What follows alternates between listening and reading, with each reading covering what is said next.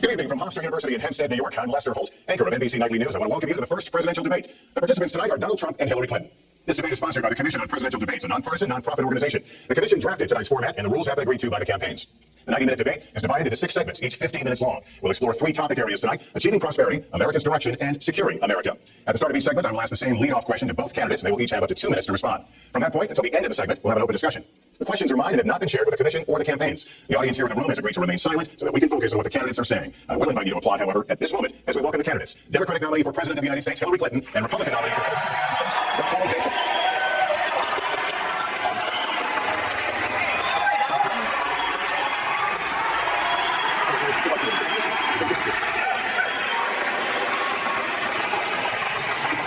Well, I don't expect us to cover all the issues of this campaign tonight, but I remind everyone there are 2 more presidential debates scheduled. We are going to focus on many of the issues that voters tell us are most important, and we're going to press for specifics. I am honored to have this role, but this evening belongs to the candidates and just as important to the American people. Candidates, we look forward to hearing you articulate your policies and your positions, as well as your visions and your values. So, let's begin. We're calling this opening segment Achieving Prosperity, and central to that is jobs. There are 2 economic realities in America today. There's been a record 6 straight years of job growth, and new census numbers show incomes have increased at a record rate after years of stagnation. However, income inequality remains significant. Nearly half of Americans are living paycheck to paycheck. Beginning with you, Secretary Clinton, why are you a better choice than your opponent to create the kinds of jobs that will put more money into the pockets of American workers? Well, thank you, Lester, and thanks to Hofstra for hosting us. The central question in this election is really what kind of country we want to be and what kind of future we'll build together. Today is my granddaughter's 2nd birthday, so I think about this a lot. First, we have to build an economy that works for everyone, not just those at the top. That means we need new jobs, good jobs, with rising incomes. I want us to invest in you. I want us to invest in your future. That means jobs in infrastructure, in advanced manufacturing, in innovation and technology, clean renewable energy, and small business, because most of the new jobs will come from small business. We also have to make the economy fairer. That starts with raising the national minimum wage and also guarantee, finally, equal pay for women's work. I also want to see more companies do profit sharing. If you help create the profits, you should be able to share in them, not just the executives at the top. And I want us to do more to support people who are struggling to balance family and work. I've heard from so many of you about the difficult choices you face and the stresses that you're under. So let's have paid family leave, earn sick days. Let's be sure we have affordable childcare and debt-free college. How are we going to do it? We're going to do it by having the wealthy pay their fair share and close the corporate loopholes. Finally, we tonight are on the stage together, Donald Trump and I. Donald, it's good to be with you. We're going to have a debate where we are talking about the important issues facing our country. You have to judge us. Who can shoulder the immense, awesome responsibilities of the presidency? Who can put into action the plans that will make your life better? I hope that I will be able to earn your vote on November 8th. Secretary Clinton, thank you. Mr. Trump, the same question to you. It's about putting more money in the pockets of American workers. You have up to 2 minutes. Thank you, Lester. Our jobs are fleeing the country. They're going to Mexico. They're going to many other countries. You look at what China's doing to our country in terms of making our product. They're devaluing their currency, and there's nobody in our government to fight them. And we have a very good fight, and we have a winning fight, because they're using our country as a piggy bank to rebuild China. And many other countries are doing the same thing. So we're losing our good jobs, so many of them. When you look at what's happening in Mexico, a friend of mine who builds plants said it's the 8th wonder of the world. They're building some of the biggest plants anywhere in the world, some of the most sophisticated, some of the best plants. With the United States, as you said, not so much. So Ford is leaving. You see that there's Small Car Division leaving. Thousands of jobs leaving Michigan, leaving Ohio. And they're all leaving, and we can't allow it to happen anymore. As far as child care is concerned and so many other things, I think Hillary and I agree on that. We probably disagree a little bit as to numbers and amounts and what we're going to do, but perhaps we'll be talking about that later. But we have to stop our jobs from being stolen from us. We have to stop our companies from leaving the United States, and with it, firing all of their people. All you have to do is take a look at Carrier Air Conditioning in Indianapolis. They left fired 1,400 people. They're going to Mexico. So many, hundreds and hundreds of companies are doing this. We cannot let it happen. Under my plan, I'll be reducing taxes tremendously, from 35% to 15% for companies, small and big businesses. That's going to be a job creator like we haven't seen since Ronald Reagan. It's going to be a beautiful thing to watch. Companies will come, they will build, they will expand, new companies will start, and I look very, very much forward to doing it. We have to renegotiate our trade deals, and we have to stop these countries from stealing our companies and our jobs. Secretary Clinton, would you like to respond? Well, I think that trade is an important issue. Of course, we are 5% of the world's population. We have to trade with the other 95%.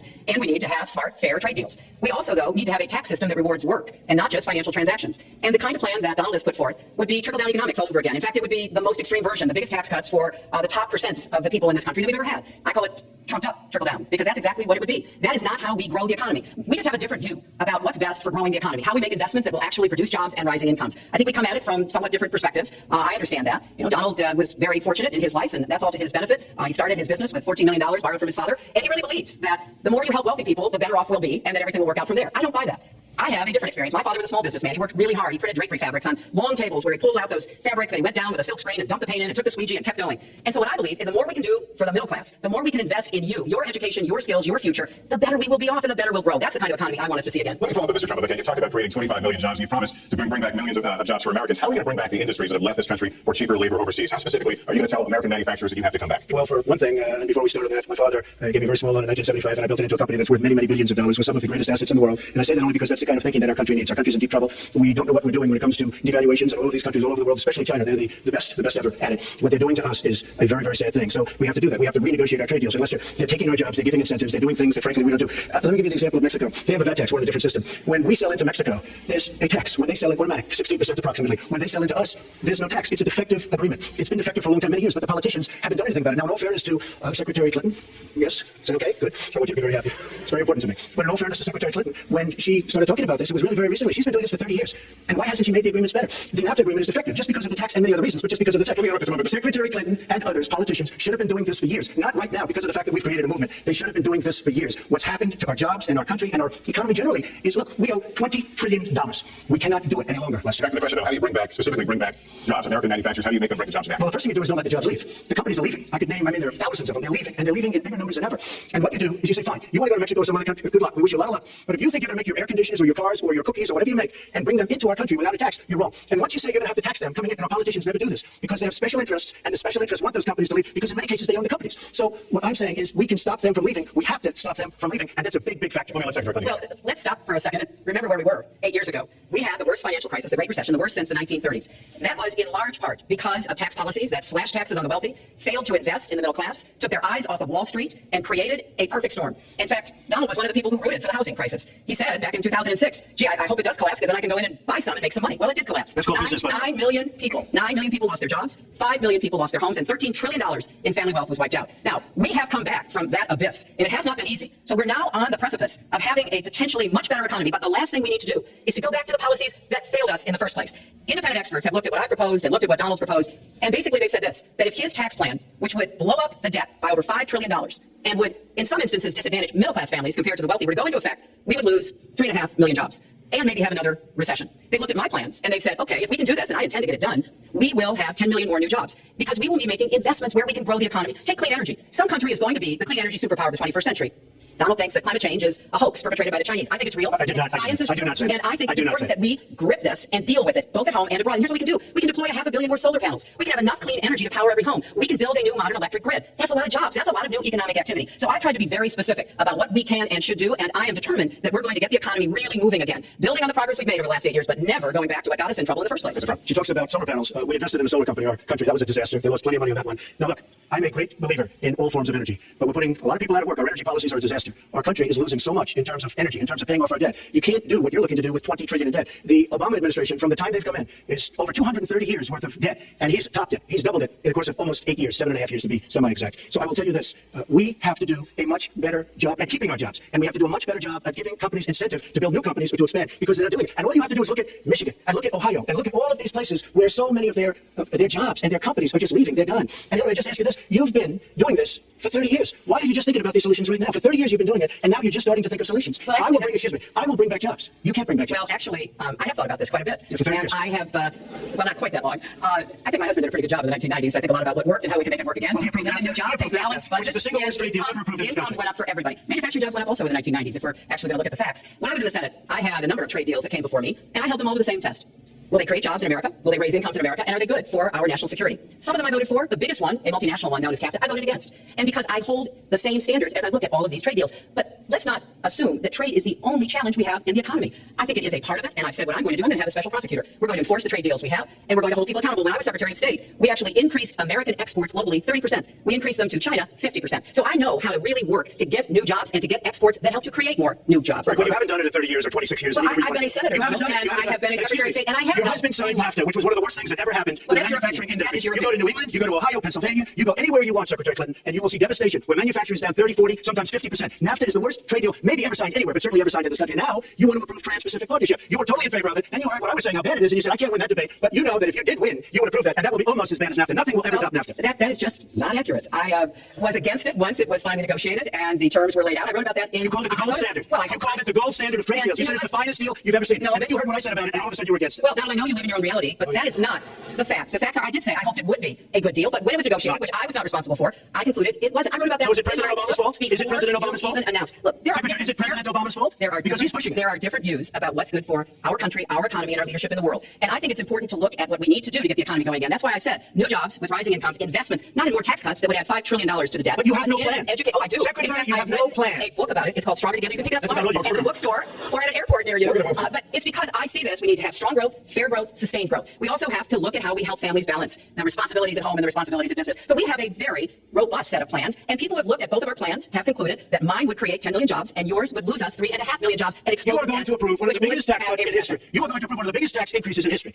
You are going to drive business out. Your regulations are a disaster, and you're going to increase regulations all over the place. And by the way, my tax cut is the biggest since Ronald Reagan. I'm very proud of it. It will create tremendous numbers of new jobs. But regulations, you are going to regulate these businesses out of existence. When I go around, Lester, I tell you this, I've been all over. And when I go around, despite the tax cut, the things that businesses and people like the most is the fact that I'm cutting regulation. You have regulations on top of regulations, and new companies cannot form, and old companies are going out of business, and you want to increase the regulations and make them even worse. I'm going to cut regulations, but I'm going to cut taxes big league, and you're going to raise taxes big league. End of story. Let me get you to pause right there. That can't be left standing. I kind of assumed that there would be a lot of these charges and claims, and so we have taken the homepage of my website, HillaryClinton.com, and we turned it into a fact checker. So if you want to see in real time what the facts are, please go and take a look. Because and take a look at mine also. Not add a penny to the debt, and your plans would add $5 trillion to the debt. What I have proposed would cut regulations and streamline them for small businesses. What I have proposed would be paid for by raising taxes on the wealthy because they have made all the gains in the economy. And I think it's time that the wealthy and corporations pay their fair share to support this. Well, you just open the next segment. Well, look, I just you go to her website, and you take a look at her website. She's going to raise taxes $1.3 trillion. And look at her website. And you know what? It's no different than this. She's telling us how to fight ISIS. Just go to her website. She tells you how to fight ISIS on her website. I don't think General Douglas MacArthur would like that too much. The next segment, we're continuing with the subject. I have a plan to fight ISIS. No, you're telling the enemy everything you want to do. No, we're not. See, you're telling the enemy everything you want to do. No wonder you've been fighting ISIS your entire adult life. Let's go to the police. The fact checkers. We were unpacking a lot here, and we're still in the issue of achieving prosperity. And I want to talk about the taxes. The fundamental difference between the two of you concerns the wealthy. Secretary Clinton, you're calling for a tax increase in the wealthiest Americans. I'd like you to further defend that. And Mr. Trump, you're calling for tax cuts for the wealthy. I'd like you to defend that. And this next 2-minute answer goes to you, Mr. Trump. Well, I'm really calling for major jobs because the wealthy are going to create tremendous jobs. They're going to expand their companies. They're going to do a tremendous job. I'm getting rid of the carried interest provision. And if you really look, it's really not a great thing for the wealthy. It's a great thing for the middle class. It's a great thing for companies to expand. And when these people are going to put billions and billions of dollars into companies, and when they're going to bring $2.5 trillion back from overseas, when they can't bring the money back because politicians like Secretary Clinton won't allow them to bring the money back because the taxes are so onerous and the bureaucratic red tape. So what is so bad? So what they're doing is they're leaving our country, and they're, believe it or not, leaving because taxes are too high and because some of them have lots of money outside of our country. And instead of bringing it back and putting the money to work because they can't work out a deal and everybody agrees it should be brought back, instead of that, they're leaving our country to get their money because they can't bring their money back into our country because of bureaucratic red tape, because they can't get together. Because we have a president that can't sit them around the table and get them to approve something. And here's the thing: Republicans and Democrats agree that this should be done. $2.5 trillion. I happen to think it's double that. It's probably $5 trillion that we can't bring into our country, Lester. And with a little leadership, you get it in here very quickly, and it could be put to use on the inner cities and lots of other things, and it would be beautiful. But we have no leadership. And honestly, that starts with Secretary Clinton. All right, you have 2 minutes on the same question to defend tax increases on the wealthiest Americans, Secretary Clinton. I have a feeling by the end of this evening I'm going to be blamed for everything that's ever happened. Why not? Why not? Yeah, why not? Just join the debate by saying more crazy things. Now, let me say there's nothing crazy about not letting our companies bring their money back into their country. This is Secretary Clinton's 2 minutes, please. Yeah, well, let's start the clock again, Lester. We've looked at your tax proposals. I don't see changes in the corporate tax rates or the kinds of proposals you're referring to that would cause the repatriation, bringing back of money that's stranded overseas. I happen to support that. I happen to support that in a way that will actually work to our benefit. But when I look at what you have proposed, you have what is called now the Trump loophole, because it would so advantage you and the business you do. You've proposed an approach that has a $4 billion tax benefit for your family. And when you look at what you are proposing, it is, as I said, trumped up, trickle down. Trickle down did not work. It got us into the mess we were in 2008 and 9. Slashing taxes on the wealthy hasn't worked, and a lot of really smart, wealthy people know that. And they are saying, hey, we need to do more to make the contributions we should be making to rebuild the middle class. I don't think top-down works in America. I think building the middle class, investing in the middle class, making college debt-free so more young people can get their education, helping people refinance their debt from college at a lower rate. Those are the kinds of things that will really boost the economy. Broad-based, inclusive growth is what we need in America, not more advantages for people at the very top. Mr. Trump, typical politician.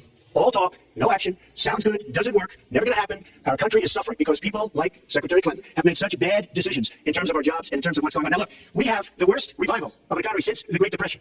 And believe me, we're in a bubble right now. And the only thing that looks good is the stock market. But if you raise interest rates even a little bit, that's going to come crashing down. We are in a big, fat, ugly bubble. And we better be awfully careful. And we have a Fed that's doing political things. This Janet Yellen of the Fed. The Fed is doing political by keeping the interest rates at this level. And believe me, the day Obama goes off and he leaves and he goes out to the golf course for the rest of his life to play golf, when they raise interest rates, you're going to see some very bad things happen because the Fed is not doing their job. The Fed is being more political than Secretary Clinton. Mr. Trump, we're talking about the burden that Americans have to pay, yet you have not released your tax returns. And the reason nominees have released their returns for decades is that voters will know if their potential president owes money to, who he owes it to, and any business conflicts. Don't Americans have a right to know if there are any conflicts of interest? I don't mind releasing. I'm under a routine audit, and it'll be released. And as soon as the audit's finished, it'll be released. But you will learn more about Donald Trump by going down to the federal elections, where he filed a 104-page, essentially financial statement of sorts, the forms that they have. It shows income. In fact, the income, I just looked today, the income is filed at $694 million for this past year. $694 million. If you would have told me I was going to make that 15 or 20 years ago, I would have been very surprised. But that's the kind of thinking that our country needs. States, when we have a country that's doing so badly, that's being ripped off by every single country in the world, it's the kind of thinking that our country needs, because everybody, Lester, we have a trade deficit with all of the countries that we do business with of almost $800 billion a year. You know what that is? That means who's negotiating these trade deals? We have people that are political hacks negotiating our trade deals. The IRS is an audit of your taxes. I think you're perfectly free to release your taxes during an audit. So the question is, the public has a right to know how to weigh your personal... Well, I told you, I will release them as soon as the audit. Look, I've been under audit almost for 15 years. I know a lot of wealthy people that have never been audited. I said, you get audited? I get audited almost every year.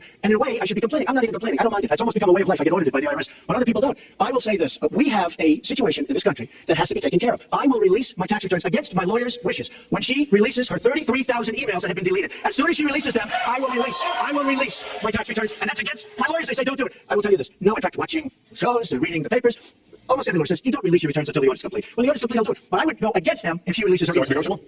It's not negotiable. No, let her release the email. Why did she delete 33,000? Well, I'll let her ask it, but let me just admonish the audience one more time. There was an agreement. We did ask you to be silent, so it would be helpful for us. Secretary Clinton. Well, I think you've just seen another example of bait and switch here.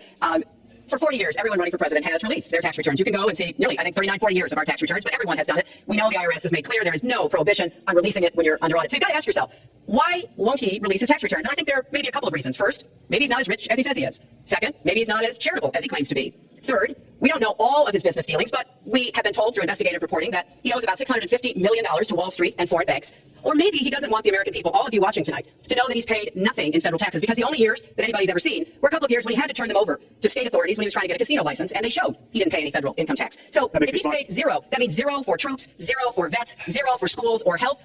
And I think probably he's not all that enthusiastic about having the rest of our country see what the real reasons are, because it must be something really important, even terrible, that he's trying to hide. And the financial disclosure statement, they don't give you the tax rate. They don't give you all the details that tax returns would. And it just seems to me that this is something that the American people deserve to see. And I have no reason to believe that he's ever going to release his tax returns, because there's something he's hiding. And we'll guess. We'll keep guessing at what it might be that he's hiding. But I think the question is, were he ever to get near the White House, what would be those conflicts? Who does he owe money to? Well, he owes you the answers to that, and he should provide them. He also raised the issue of your emails. Do you want to respond to that? I do. You know, I made a mistake using a private email. That's for sure. And if I had to do it over again, I would obviously do it differently. But I'm not going to make any excuses. It was a mistake, and I take responsibility for that. Mr. Trump. That was more than a mistake. That was done purposely. Okay, that was not a mistake. That was done purposely. When you have your staff taking the Fifth Amendment, taking the Fifth, so they're not prosecuted. When you have the man that set up the illegal server taking the Fifth, I think it's disgraceful. And believe me, this country thinks it's disgraceful. It really thinks it's disgraceful also. As far as my tax returns, you don't learn that much from tax returns, that I can tell you. You learn a lot from financial disclosure. And you should go down and take a look at that. The other thing, I'm extremely underleveraged. The report that said 650, which, by the way, a lot of friends of mine that know my business said, boy, that's really not a lot of money. It's not a lot of money relative to what I had. The buildings that were in question, they said in the same report, which was actually wasn't even a bad story, to be honest with you, but the buildings are worth $3.9 billion. And the 650 isn't even on that. But it's not 650, it's much less than that. But I could give you a list of banks. If that would help you, I would give you a list of banks. These are very fine institutions, very fine banks. I could do that very quickly. I'm very underleveraged. I have a great company. I have a tremendous income. And the reason I say that is not in a braggadocious way. It's because it's about time that this country had somebody running it that has an idea about money. When we have $20 trillion in debt and our country's a mess, you know, it's one thing to have $20 trillion in debt and our roads are good and our bridges are good and everything's in great shape. Our airports are like from a third world country. You land at LaGuardia, you land at Kennedy, you land at LAX, you land at Newark, and you come in from Dubai and Qatar and you see these incredible, you come in from China, you see these incredible airports, and you land, we become a third world country. So the worst of all things has happened. We owe $20 trillion and we're a mess. We haven't even started. And we've spent $6 trillion in the Middle East, according to the report that I just saw, whether it's 6 or 5, but it looks like it's $6 trillion in the Middle East. We could have rebuilt our country twice. And it's really a shame. And it's politicians like Secretary Clinton that have caused this problem. Our country has tremendous problems. We're a debtor nation, we're a serious debtor nation, and we have a country that needs new roads, new tunnels, new bridges, new airports, new schools, new hospitals, and we don't have the money because it's been squandered on so many of your ideas. Maybe because you haven't paid any federal income tax for a lot of years. And the other thing I think is important it would be squandered too, is if your main claim to be president of the United States is your business, then I think we should talk about that. You know, your campaign manager said that you built a lot of businesses on the backs of little guys. And indeed, I have met a lot of the people who were stiffed by you and your businesses, Donald. I've met dishwashers, painters, architects, glass installers, marble installers, drapery installers, like my dad was, who you refused to pay when they finished the work that you asked them to do. We have an architect in the audience who designed one of your clubhouses at one of your golf courses. It's a beautiful facility. It immediately was put to use, and you wouldn't pay what the man needed to be paid what he was charging you. Maybe he didn't do a good job, but I was unsatisfied with his work, which our country should do. Do the thousands of people that you have stiffed over the course of your business not deserve some kind of apology from someone who has taken their labor, taken the goods that they produced, and then refused to pay them? I can only say that I'm certainly relieved that my late father never did business with you. He provided a good middle-class life for us, but the people he worked for, he expected the bargain to be kept on both sides. And when we talk about your business, you've taken business bankruptcy 6 times. There are a lot of great business people that have never taken bankruptcy once. You call yourself the king of debt. You talk about leverage. You even at one time suggested that you would try to negotiate down the national debt of the United States. Well, sometimes there's not a direct transfer of skills from business to government, but sometimes what happened in business would be really bad for government. And we need to be very clear about that. Look, it's all words. It's all sound bites. I built an unbelievable company. Some of the greatest assets anywhere in the world, real estate assets anywhere in the world beyond the United States, in Europe, lots of different places. It's an unbelievable company. But on occasion, 4 times, we used certain laws that are there. And when Secretary Clinton talks about people that didn't get paid, first of all, they did get paid a lot, but taking advantage of the laws of the nation. Now, if you want to change the laws, you've been there a long time, change the laws. But I take advantage of the laws of the nation because I'm running a company. My obligation right now is to do well for myself, my family, my employees, for my companies. And that's what I do. But what she doesn't say is the tens of thousands of people that are unbelievably happy and that love me. I'll give you an example. We're just opening up on Pennsylvania Avenue, right next to the White House. So if I don't get there one way, I'm going to get to Pennsylvania Avenue another. But we're opening the old post office. Under budget, ahead of schedule, saved tremendous money. I'm a year ahead of schedule, and that's what this country should be doing. We build roads and they cost 2 and 3 and 4 times what they're supposed to cost. We buy products for our military and they come in at costs that are so far above what they were supposed to be because we don't have people that know what they're doing. When we look at the budget is bad to a large extent because we have people that have no idea as to what to do and how to buy. The Trump International is way under budget and way ahead of schedule, and we should be able to do that for our country. We're well behind schedule, so I want to move to our next segment. We move into our next segment talking about America's direction. Let's start by talking about race. The share of Americans who say race relations are bad in this country is the highest it's been in decades. Much of it amplified by shootings of African Americans by police, as we've seen recently in Charlotte and Tulsa. Race has been a big issue in this campaign, and one of you is going to have to bridge a very wide and bitter gap. So how do you heal the divide? Secretary Clinton, you get 2 minutes on this. Well, you're right. Race remains a significant challenge in our country. Unfortunately, race still determines too much. Often determines where people live, determines what kind of education in their public schools they can get, and yes, it determines how they're treated in the criminal justice system. We've just seen those 2 tragic examples in both Tulsa and Charlotte. And we've got to do several things at the same time. We have to restore trust between communities and the police. We have to work to make sure that our police are using the best training, the best techniques, that they're well prepared to use force only when necessary. Everyone should be respected by the law, and everyone should respect the law. Right now, that's not the case in a lot of our neighborhoods. So I have, ever since the first day of my campaign, called for criminal justice reform. I've laid out a platform that I think would begin to remedy some of the problems we have in the criminal justice system. But we also have to recognize, in addition to the challenges that we face with policing, there are so many good, brave police officers who equally want reform. So we have to bring communities together in order to begin working on that as a mutual goal. And we've got to get guns out of the hands of people who should not have them. The gun epidemic is the leading cause of death of young African American men, more than the next 9 causes put together. So we have to do 2 things, as I said. We have to restore trust, we have to work with the police, we have to make sure they respect the communities and the communities respect them, and we have to tackle the plague of gun violence, which is a big contributor to a lot of the problems that we're seeing today. All right, Mr. Trump, you have 2 minutes. How do you heal the divide? Well, first of all, Secretary Clinton doesn't want to use a couple of words, and that's law and order. And we need law and order. If we don't have it, we're not going to have a country. And when I look at what's going on in Charlotte, a city I love, a city where I have investments, when I look at what's going on throughout various parts of our country, whether it's, I can just keep naming them all day long. We need law and order in our country. And I just got today, as you know, the endorsement of the Fraternal Order of Police. We just came in. We have endorsements from, I think, almost every police group, a large percentage of them in the United States. We have a situation where we have our inner cities, African Americans, Hispanics, are living in hell because it's so dangerous. You walk down the street, you get shot. In Chicago, they've had thousands of shootings, thousands, since January 1st, thousands of shootings. And I'm saying, where is this? Is this a war-torn country? What are we doing? And we have to stop the violence. We have to bring back law and order in a place like Chicago where thousands of people have been killed, thousands, over the last number of years. In fact, almost 4,000 have been killed since Barack Obama became president. Almost 4,000 people in Chicago have been killed. We have to bring back law and order. Now, whether or not in a place like Chicago you just stop and frisk, which worked very well, Mayor Giuliani is here, worked very well in New York, it brought the crime rate way down. But you take the gun away from criminals that shouldn't be having it. We have gangs roaming the street. And in many cases, they're illegally here, illegal immigrants, and they have guns, and they shoot people. And we have to be very strong, and we have to be very vigilant. We have to know what we're doing. Right now, our police, in many cases, are afraid to do anything. We have to protect our inner cities because African-American communities are being decimated by crime. Your 2 minutes expired. I do want to follow up. Stop and frisk was ruled unconstitutional in New York because it largely singled out black and Hispanic young men. No, you're wrong. It went before a judge who was a very against police judge. It was taken away from her, and our new mayor, refused to go forward with the case. They would have wanted to bill. If you look at it throughout the country, there are many places. The argument is that it's a form of racial profiling. No, the argument is that we have to take the guns away from these people that have them, and that are bad people that shouldn't have them. These are felons. These are people that are bad people that shouldn't be. When you have 3,000 shootings in Chicago from January 1st, when you have 4,000 people killed in Chicago by guns from the beginning of the presidency of Barack Obama, his hometown, you have to stop and frisk. You need more police. You need a better community, relation. You don't have good community relations in Chicago. It's terrible. I have property there. It's terrible what's going on in Chicago. But when you look, and Chicago's not the only. You go to Ferguson. You go to so many different places. You need better relationships. I agree with Secretary Clinton on this. You need better relationships between the communities and the police because in some cases it's not good. But you look at Dallas, where the relationships were really steady. The relationships were really a beautiful thing. And then 5 police officers were killed one night very violently. So there's some bad things going on. Some really bad things. But we need law and order, and we need law and order in the inner cities, because the people that are most affected by what's happening are African American and Hispanic people, and it's very unfair to them what our politicians are allowing to happen. Well, I've heard Donald say this at his rallies, and it's really unfortunate that he paints such a dire negative picture of black communities in our country. You know, the vibrancy of the black church, the black businesses that employ so many people, the opportunities that so many families are working to provide for their kids.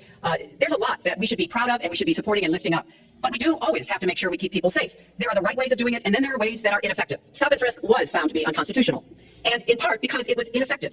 It did not do what it needed to do. Now, I believe in community policing, and in fact, violent crime is one half of what it was in 1991. Property crime is down 40%. We just don't want to see it creep back up. We've had 25 years of very good cooperation, but there were some problems, some unintended consequences. Too many young African-American and Latino men ended up in jail for nonviolent offenses, and it's just a fact that if you're a young African-American man and you do the same thing as a young white man, you are more likely to be arrested, charged, convicted, and incarcerated. So we've got to address the systemic racism in our criminal justice system. We cannot just say law and order. We have to say, we have to come forward with a plan that is going to divert people from the criminal justice system, deal with mandatory minimum sentences, which have put too many people away for too long for doing too little. We need to have more second chance programs. I'm glad that we're ending private prisons in the federal system. I want to see them ended in the state system. You shouldn't have a profit motivation to fill prison cells with young Americans. So there are some positive ways we can work on this. And I believe strongly that common sense gun safety measures would assist us right now. And this is something Donald has supported along with the gun lobby. Right now, we've got too many military style weapons on the streets. In a lot of places, our police are outgunned. We need comprehensive background checks, and we need to keep guns out of the hands of those who will do harm. And we finally need to pass a prohibition on anyone who's on the terrorist watch list from being able to buy a gun in our country. If you're too dangerous to fly, you are too dangerous to buy a gun. So there are things we can do, and we ought to do it in a bipartisan way. Secretary, last week you said we've got to do everything possible to improve policing, to go right at implicit bias. Do you believe the police are implicitly biased against black people? Listen, I think implicit bias is a problem for everyone, not just police. I think, unfortunately, too many of us in our great country jump to conclusions about each other. And therefore, I think we need all of us to be asking hard questions about, why am I feeling this way? But when it comes to policing, since it can have literally fatal consequences, I have said in my first budget, we would put money into that budget to help us deal with implicit bias by retraining a lot of our police officers. I met with a group of very distinguished, experienced police chiefs a few weeks ago. They admit it's an issue. They've got a lot of concerns. Mental health is one of the biggest concerns because now police are having to handle a lot of really difficult mental health problems on the street. They want support. They want more training. They want more assistance. And I think the federal government could be in a position where we would offer and provide that. I'd like to respond. First of all, I agree, and a lot of people, even within my own party, want to give certain rights to people on watch lists and no-fly lists. I agree with you. When a person is on a watch list or a no-fly list, and I have the endorsement of the NRA, which I'm very proud of, these are very, very good people, and they're protecting the Second Amendment. But I think we have to look very strongly at no-fly lists and watch lists, and when people are on there, even if they shouldn't be on there, we'll help them legally, we'll help them get off. But I tend to agree with that quite strongly. I do want to bring up the fact that you were the one that brought up the word super predator about young black youth, and that's a term that I think was it's been horribly met, as you know. I think you've apologized for it, but I think it was a terrible thing to say. And when it comes to stop and frisking, you're talking about taking guns away. Well, I'm talking about taking guns away from gangs and people that use them, and I really don't think you disagree with me on this if you want to know the truth. I think maybe there's a political reason why you can't say it, but I really don't believe in New York City, stop and frisk, we had 2,200 murders, and stop and frisk brought it down to 500 murders. 500 murders is a lot of murders. Hard to believe 500 is like supposed to be good, but we went from 2,200 to 500, and it was continued on by Mayor Bloomberg, and it was terminated by Gartner. But stop and frisk had a tremendous impact on the safety of New York City, tremendous beyond belief. So when you say it has no impact, it really did. It had a very, very big impact. Well, it's also fair to say, if we're going to talk about mayors, that under the current mayor, crime has continued to drop, including murders. So there is. You're wrong. No, I'm not. All right, New York has done an excellent job, and I give credit. I give credit across the board, going back to mayors, to police chiefs, because it has worked, and other communities need to come together to do what will work as well. Look, one murder is too many. But it is important that we learn about what has been effective and not go to things that sound good that really did not have the kind of impact that we would want. Who disagrees with keeping neighborhoods safe? But let's also add, no one should disagree about respecting the rights of young men who live in those neighborhoods. And so we need to do a better job of working again with the communities, faith communities, business communities, as well as the police to try to deal with this problem. This conversation is about race, and so Mr. Trump, I have to ask. But I'd like to respond, if I might. Please respond. I've got to go. Look, the African-American community has been let down by our politicians. They talk good around election time, like right now, and after the election, they said, see you later, I'll see you in 4 years. The African-American community, look, the community within the inner cities has been so badly treated. They've been abused and used in order to get votes by Democrat politicians, because that's what it is. They've controlled these communities for up to 100 years. Mr. Trump, and I will tell you, you look at the inner cities, and I just left Detroit, and I just left Philadelphia, and I just, you've seen me, I've been all over the place. You decided to stay home, and that's okay. But I will tell you, I've been all over, and I've met some of the greatest people I'll ever meet within these communities, and they are very, very upset with what their politicians have told them and what their politicians have done. I think Donald just criticized me for preparing for this debate. And yes, I did.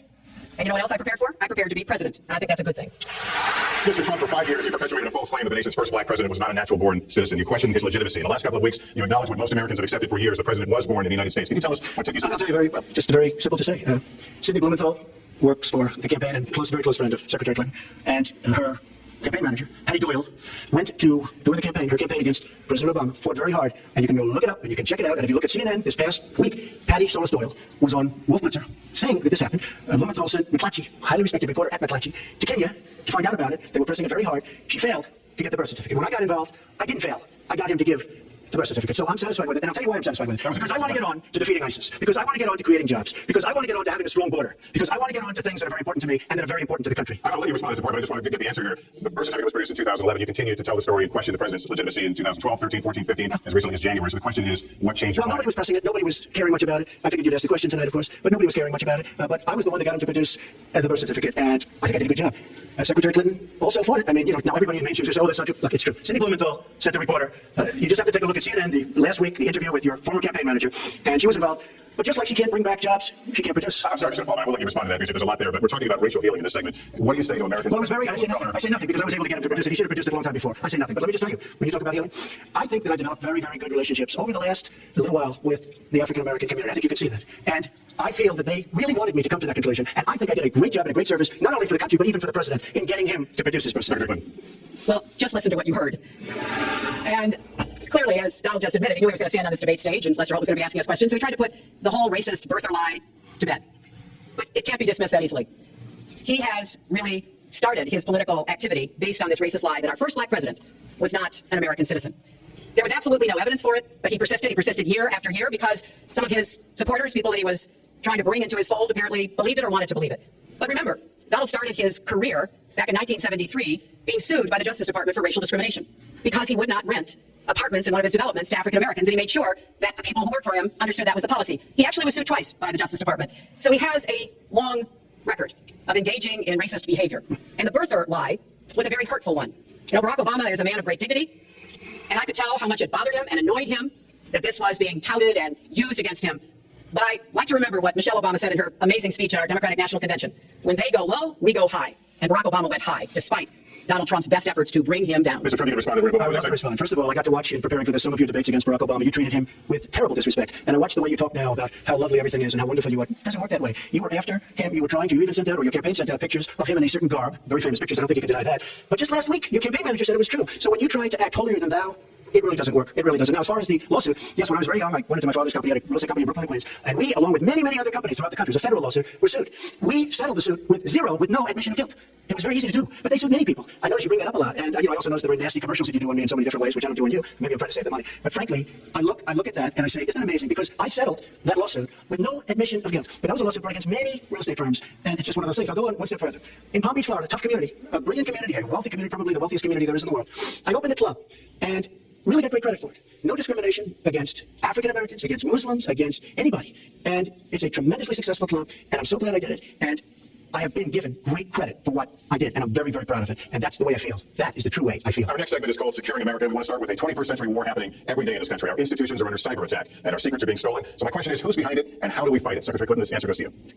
Well, I think cybersecurity, cyber warfare will be one of the biggest challenges facing the next president because clearly we're facing at this point two different kinds of adversaries. There are the independent hacking groups that do it mostly for commercial reasons to try to steal information that they then can't use to make money. But increasingly, we are seeing cyber attacks coming from states, organs of states. The most recent and troubling of these has been Russia. There's no doubt now that Russia has used cyber attacks against all kinds of organizations in our country, and I am deeply concerned about this. I know Donald's very praiseworthy of Vladimir Putin, but Putin is playing a really tough, long game here. And one of the things he's done is to let loose cyber attackers to hack into government files, to hack into personal files, hack into the Democratic National Committee. And we recently have learned that, that this is one of their preferred methods of trying to wreak havoc and collect information. We need to make it very clear, whether it's Russia, China, Iran, or anybody else, the United States has much greater capacity.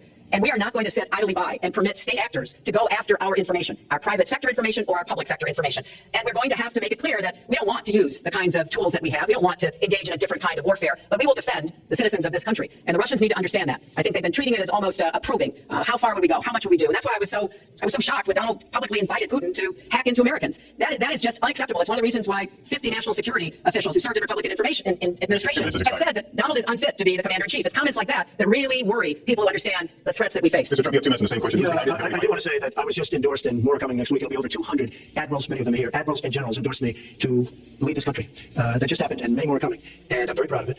In addition, I was just endorsed by ICE. They've never endorsed anybody before on immigration. I was just endorsed by ICE. I was just recently endorsed 16,500 Border Patrol agents. So when Secretary Clinton talks about this, I mean, I'll take the admirals and I'll take the generals any day over the political hacks that I see that have led our country so brilliantly over the last 10 years with their knowledge, okay? Because look at the mess that we're in. Look at the mess that we're in. As far as the cyber, I agree to parts of what Secretary Clinton said.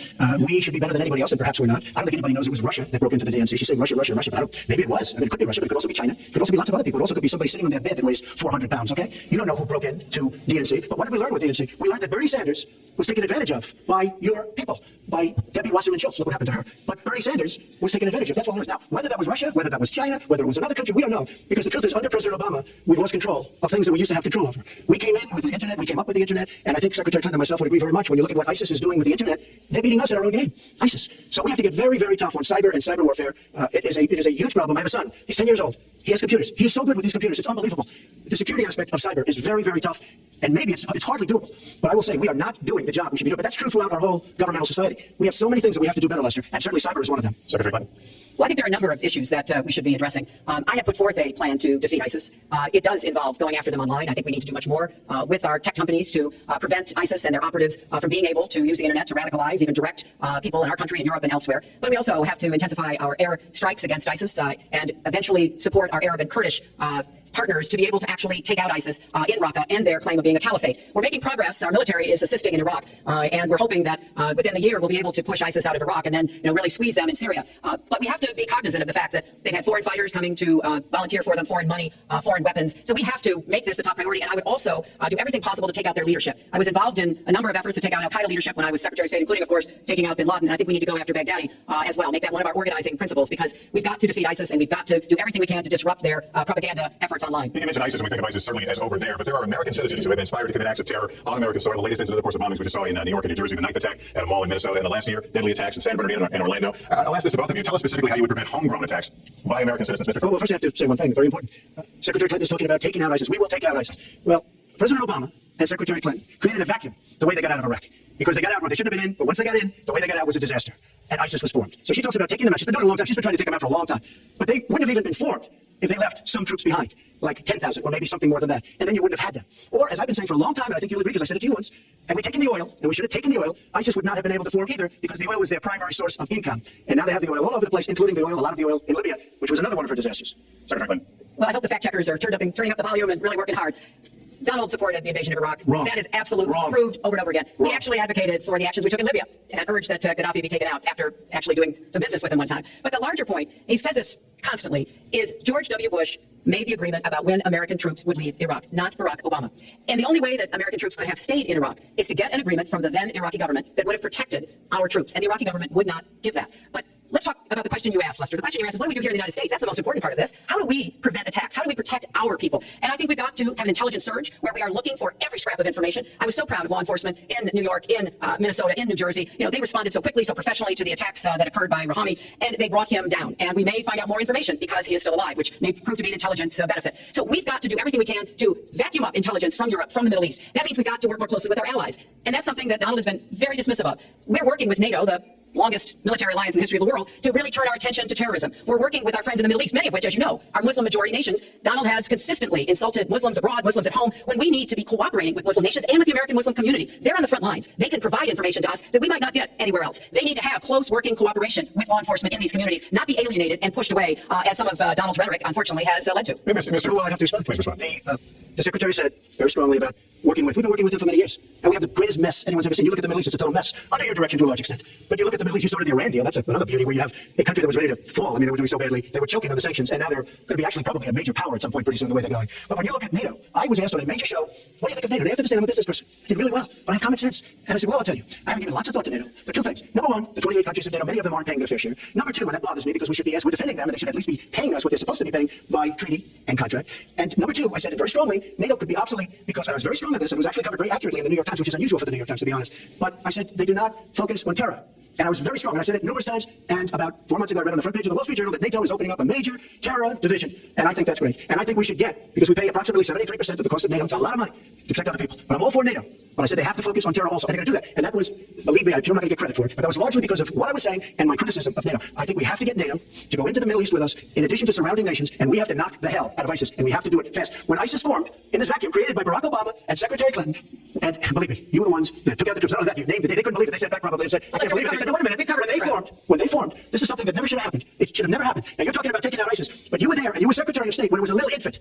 Now it's in over 30 countries, and you're going to stop them? I don't think so. Mr. Trump, a lot of these are judgment questions. You had supported the war in Iraq before the invasion. What makes your... I did not support the war in Iraq. 2002. That is a mainstream media nonsense put out by her, because she, frankly, I think the best person in her campaign is mainstream media. My question is, would you like to hear? I was against the war. Wait a minute. I was against the war in Iraq, just so you put it out. The record shows that. Why was you against your judgment? The record shows that I'm right.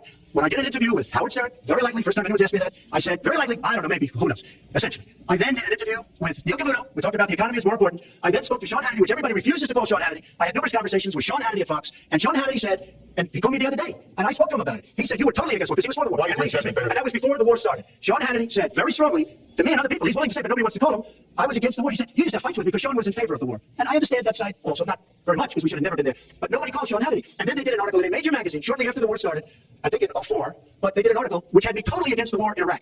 And one of your compatriots said, you know, whether it was before or right after, Trump was definitely, because if you read this article, there's no doubt.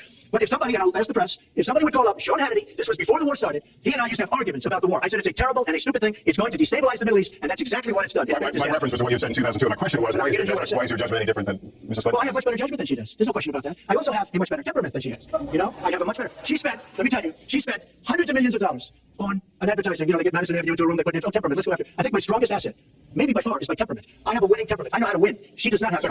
The AFL-CIO the other day, behind the blue screen, I don't know who you were talking to, Secretary Clinton, but you were totally out of control. I said, there's a person with a temperament that's got a problem. Secretary Clinton. Okay. Let's talk about two important issues that were briefly mentioned by Donald. First, NATO. You know, NATO as a military alliance has something called Article 5, and basically it says this: an attack on one is an attack on all. And do you know the only time it's ever been invoked? After 9/11, when the 28 nations of NATO said that they would go to Afghanistan with us to fight terrorism, something that they still are doing by our side. With respect to Iran, when I became Secretary of State, Iran was weeks away from having enough nuclear material to form a bomb. They had mastered the nuclear fuel cycle under the Bush administration. They had built covert facilities. They had stopped them with centrifuges that were whirling away. And we had sanctioned them. I voted for every sanction against Iran when I was in the Senate, but it wasn't enough. So I spent a year and a half putting together a coalition that included Russia and China to impose the toughest sanctions on Iran. And we did drive them to the negotiating table. And my successor, John Kerry, and President Obama got a deal that put a lid on Iran's nuclear program without firing a single shot. That's diplomacy. That's coalition building. That's working with other nations. The other day, I saw Donald saying that there were some Iranian sailors on a ship in the waters off of Iran, and they were taunting American sailors who were on a nearby ship. He said, you know, if they taunted our sailors, I'd blow them out of the water and start another war. That's not good judgment. That is not the right temperament to be commander-in-chief, to be taunted. And the worst part of what I've heard Donald say has been about nuclear weapons. He has said repeatedly that he didn't care if other nations got nuclear weapons, Japan, South Korea, even Saudi Arabia. It has been the policy of the United States, Democrats and Republicans, to do everything we could to reduce the proliferation of nuclear weapons. He even said, well, you know, if there were nuclear war in the East Asia, well, you know, that's fine. You know, have a good time, folks. And in fact, his cavalier attitude about nuclear weapons is so deeply troubling. That is the #1 threat we face in the world, and it becomes particularly threatening if terrorists ever get their hands on any nuclear material. So a man who can be provoked by a tweet should not have his fingers anywhere near the nuclear codes, as far as I think anyone with any sense about this should be concerned. I'm getting a little bit old, I must say. Listen, it's a good one, though. I would like well describes the problem. It's not an accurate one at all. It's not an accurate one. So I just want to give a lot of things and just to respond. I agree with her on one thing. The single greatest problem the world has is nuclear armament, nuclear weapons. Not global warming, like you think and your president thinks. Nuclear is the single greatest threat. Just to go down the list, we defend Japan, we defend Germany, we defend South Korea, we defend Saudi Arabia, we defend countries. They do not pay us, but they should be paying us because we are providing tremendous service and we're losing a fortune. That's why we're losing. We lose on everything. I say, who makes these? We lose on everything. Well, I said that it's very possible that if they don't pay a fair share, because this isn't 40 years ago what we could do, what we're doing. We can't defend Japan, a behemoth, selling us cars by the million. We need to move on. Right, but it's very important. All I said was they may have to defend themselves or they have to help us out. We're a country that owes $20 trillion. They have to help us out. As far as the nuclear is concerned, I agree. It is the single greatest threat that this country has. Which leads to my next question as we enter our last segment here on the subject of securing America on nuclear weapons. President Obama reportedly considered changing the nation's long-standing policy on first use. Do you support the current policy? Mr. Trump, you have 2 minutes on that. Well, I have to say that, you know, for what Secretary Clinton was saying about nuclear with Russia, she's very cavalier in the way she talks about various countries. But Russia's been expanding. They have a much newer capability than we do. We have not been updating from the new standpoint. I looked the other night, I was seeing B-52s. They're old enough that your father, your grandfather could be flying them. We are not keeping up with other countries. I would like everybody to end it, just get rid of it. But I would certainly not do first strike. I think that once the nuclear alternative happens, it's over. At the same time, we have to be prepared. I can't take anything off the table because you look at some of these countries. You look at North Korea. We're doing nothing there. China should solve that problem for us. China should go into North Korea. China is totally powerful as it relates to North Korea. And by the way, another one powerful is the worst deal I think I've ever seen negotiated that you started is the Iran deal. Iran is one of their biggest trading partners. Iran has power over North Korea. And when they made that horrible deal with Iran, they should have included the fact that they do something with respect to North Korea. And they should have done something with respect to Yemen and all these other places. And when asked to Secretary Kerry, why didn't you do that? Why didn't you add other things into the deal? One of the great giveaways of all time, including $400 million in cash Nobody's ever seen that before. That turned out to be wrong. It was actually $1.7 billion in cash. Obviously, I guess, for the hostages, it certainly looks that way. So you say to yourself, why didn't they make the right deal? This is one of the worst deals ever made by any country in history. The deal with Iran will lead to nuclear problems. All they have to do is sit back 10 years, and they don't have to do much, and they're going to end up getting nuclear. I met with Bibi Netanyahu the other day. Believe me, he is not a happy camper. All right, Mrs. Secretary Clinton, you have 2 minutes. Let me start by saying words matter. Words matter when you run for president, and they really matter when you are president. And I want to reassure our allies in Japan and South Korea and elsewhere that we have mutual defense treaties, and we will honor them. It is essential that America's word be good. And so I know that this campaign has caused some questioning and some worries on the part of many leaders across the globe. I've talked with a number of them. But I want to, on behalf of myself, and I think on behalf of a majority of the American people, say that, our word is good. It's also important that we look at the entire global situation. There's no doubt that we have other problems with Iran, but personally, I'd rather deal with the other problems having put that lid on their nuclear program than still to be facing that. And Donald never tells you what he would do. Would he have started a war? Would he have bombed Iran? If he's going to criticize a deal that has been very successful in giving us access to Iranian facilities that we never had before, then he should tell us what his alternative would be. But it's like his plan to defeat ISIS. He says it's a secret plan, but the only secret is that he has no plan. So we need to be more precise in how we talk about these issues. People around the world follow our presidential campaigns so closely, trying to get hints about what we will do. Can they rely on us? Are we going to lead the world with strength and in accordance with our values? That's what I intend to do. I intend to be a leader of our country that people can count on, both here at home and around the world, to make decisions that will further peace and prosperity, but also stand up to bullies, whether they're abroad or at home. We cannot let those who would try to destabilize the world, to interfere with American interests and security, to be given any opportunities at all. Listen, one thing I'd like to say. Very quickly. I will go very quickly, but I will tell you that Hillary will tell you to go to her website and read all about how to defeat ISIS, which she could have defeated by never having it get going in the first place. Right now, it's getting tougher and tougher to defeat them because they're in more and more places, more and more states, more and more nations. So it's a big problem. And as far as Japan is concerned, I want to help all of our allies, but we are losing billions and billions of dollars. We cannot be the policeman of the world. We cannot protect countries all over the world where they're not paying us what we need. And she doesn't say that because she's got no business ability. We need heart, we need a lot of things, but you have to have some basic ability. And sadly, she doesn't have that. All of the things that she's talking about could have been taken care of during the last 10 years, let's say, while she had great power, but they weren't taken care of. And if she ever wins this race, they won't be taken Mr. Trump, this year, Secretary Clinton became the first woman nominated for president by a major party. Earlier this month, you said she doesn't have, quote, a presidential look. She's standing here right now. What did you mean by that? She doesn't have the look. She doesn't have the stamina. I said she doesn't have the stamina. And I don't believe she does have the stamina. To be president of this country, you need tremendous stamina. The quote was, Wait a minute, let me ask me a question. Did you ask me a question? You have to be able to negotiate our trade deals. You have to be able to negotiate, that's right, with Japan, with Saudi Arabia. I mean, can you imagine we're defending Saudi Arabia, and with all of the money they have, we're defending them, and they're not paying. All you have to do is speak to them. Right, you have so many different things you have to be able to do, and I don't believe that Hillary has the stamina. Let's let her respond. Well, as soon as he travels to 112 countries and negotiates a peace deal, a ceasefire, a release of dissidents, an opening of new opportunities in nations around the world, or even spends 11 hours testifying in front of a congressional committee, he can talk to me about stamina. The world, let me tell you, Hillary has experience, but it's bad experience. We have made so many bad deals during the last, so she's got experience, and I agree, but it's bad experience. Whether it's the Iran deal that you're so in love with, where we gave them $150 billion back, whether it's the Iran deal, whether it's anything you could name, you almost can't name a good deal. I agree, she's got experience, but it's bad experience. And this country can't afford to have another 4 years of that kind of experience. We're at the final question. One thing, listener, is, he tried to switch from looks to stamina, but this is a man who has called women pigs, slobs, and dogs, and someone who has said pregnancy is an inconvenience to employers, who has said women don't deserve equal pay unless they do as good a job as men. And one of the worst things he said was about a woman in a beauty contest. He loves beauty contests, supporting them and hanging around them. And he called this woman Miss Piggy. Then he called her Miss Housekeeping because she was Latina. Donald, she has a name. Her name is Alicia Machado, and she has become a U.S. citizen, and you can bet she's going to vote this November. Okay, good. Let me just tell you. Mr. Trump, take 10 seconds. Hillary is hitting me with tremendous commercials. Some of it said in entertainment. Some of it said somebody who's been very vicious to me, Rosie O'Donnell. I said very tough things to her, and I think everybody would agree that she deserves it, and nobody feels sorry for her. But you want to know the truth? I was going to say something extremely rough to Hillary, to her family, and I said to myself, I can't do it. I just can't do it. It's inappropriate. It's not nice. But she spent hundreds of millions of dollars on negative ads on me, many of which are absolutely untrue. They're untrue and they're misrepresentations. And I will tell you this, Lester, it's not nice, and I don't deserve that. But it's certainly not a nice thing that she's done. It's hundreds of millions of ads, and the only gratifying thing is I saw the polls coming today, and with all of that money, over $200 million is spent, and I'm either winning or tied. And I spent practically nothing. One of you will not win this election. So my final question to you tonight: are you willing to accept the outcome as the will of the voters, Secretary Clinton? I support our democracy, and sometimes you win, sometimes you lose. But I certainly will support the outcome of this election. And I know Donald's trying very hard to plant doubts about it, but I hope that people out there understand this election is really up to you. It's not about us so much as it is about you and your families and the kind of country and future you want. So I sure hope you will get out and vote as though your future depended on it, because I think it does. Mr. Trump, very quickly, same question: will you accept the outcome as the will of the voters? I want to make America great again. We are a nation that is seriously troubled. We're losing our jobs. People are pouring into our country. The other day, we were deporting 800 people, and perhaps they passed the wrong button. They pressed the wrong button, or perhaps, worse than that, it was corruption. But these people that we were going to deport for good reason ended up becoming citizens. And it was 800, and now it turns out it might be 1,800, and they don't even know. Look, here's the stuff. I want to make America great again. I'm going to be able to do it. I don't believe Hillary will. The answer is, if she wins, I will absolutely support her. All right. Well, that is going to do it for us. That concludes our debate for this evening. A spirited one. We covered a lot of ground, not everything, as I suspected we wouldn't. The next presidential debates are scheduled for October 9th at Washington University in St. Louis and October 19th at the University of Nevada, Las Vegas. The conversation will continue. A reminder, the vice presidential debate is scheduled for October 4th at Longwood University in Farmville, Virginia. My thanks to Hillary Clinton and to Donald Trump and to Hofstra University for hosting us tonight. Good night, everyone.